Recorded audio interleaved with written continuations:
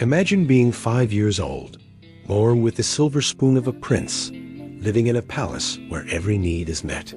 You are the grandson of a king and the son of a hero.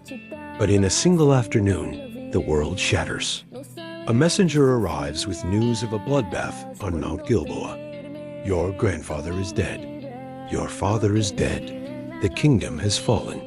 In the chaos, your nurse scoops you up to flee, her hands shaking with terror. She trips. You fall. And when you wake up, your legs are broken, your status is gone, and you are a fugitive. This is the story of Mephibosheth, the prince who was forgotten, and the king who refused to let him stay that way. To understand Mephibosheth, we have to look at the wreckage of 2 Samuel chapter 4. The Hebrew name originally given to him was Mephibosheth, meaning the Lord contends. He was the legitimate heir to the house of Saul. In the ancient Near East, when a dynasty fell, it was standard practice for the incoming king to execute every male descendant of the previous ruler to prevent a future rebellion. This is why his nurse ran. But the fall was more than physical. It was a social death sentence. The Bible says he became lame in both feet. In a culture that prized physical perfection and military prowess, Mephibosheth was now seen as unfit for the throne, a burden to society, and a target for the new regime. For years, Mephibosheth lived in the shadows. He didn't just hide in a different city. He hid in a place called Lo-debar. The name Lo-debar is a Hebrew play on words. It literally means no pasture or no word. It was a desolate, barren place of silence. Imagine the psychological weight. A prince living in Nothingville. He wasn't just physically disabled. He was spiritually and emotionally crushed. In a later encounter, he refers to himself as a dead dog. This isn't just humility. It's a total loss of identity. He believed he was worthless. He lived in constant fear that one day, the new King David would find him and finish what the tragedy at Gilboa started. While Mephibosheth is hiding in the silence of Lo-debar, King David is sitting on the throne in Jerusalem. Most kings would be busy fortifying borders, but David asks a question that defied every political logic of his day. Is there anyone still left of the house of Saul, to whom I can show kindness for Jonathan's sake? Notice he doesn't ask for a worthy heir or a strong soldier.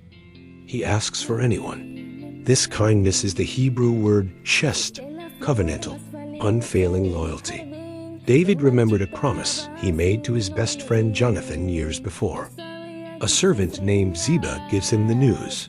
There is still a son of Jonathan. He is crippled in both feet. Ziba leads with a disability, perhaps as a warning, but David's response is immediate. Where is he? Mephibosheth is brought before David. Can you imagine the terror? He likely expected the sword. He falls on his face, trembling. But instead of a blade, he hears his name. David says, Mephibosheth. And then, the words that change everything. Don't be afraid.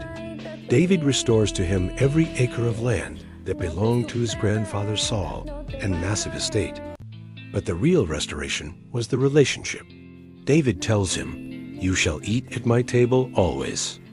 Mephibosheth, the man who called himself a dead dog, is now treated like the king's own son. He didn't earn it. He didn't heal himself to get there. He was brought there by the grace of the king because of a covenant made before he was even born. This isn't just an ancient history lesson. It's a mirror for the gospel. We are all Mephibosheth.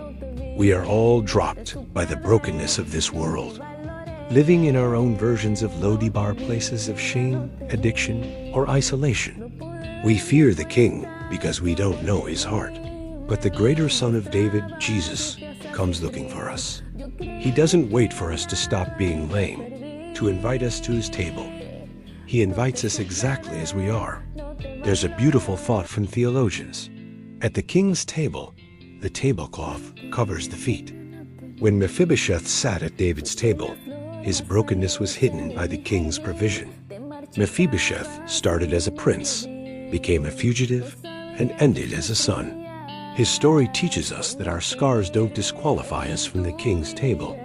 They are the very reason he calls our name. If you feel forgotten today in your own Lo-debar, remember, the king is asking for you. If this story touched you, hit the like button and subscribe for more deep dives into the lives of the forgotten heroes of the Bible.